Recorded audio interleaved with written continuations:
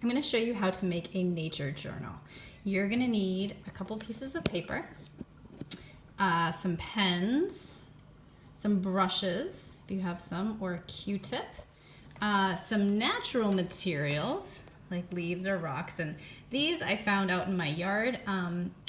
But once you make your little journal, you could take your journal out with you and then you wouldn't have to bring anything inside.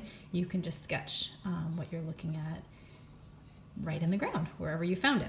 And then I'm also going to show you how to make some natural paints. If you don't have any watercolor paint, you can use coffee and spinach to make brown and green.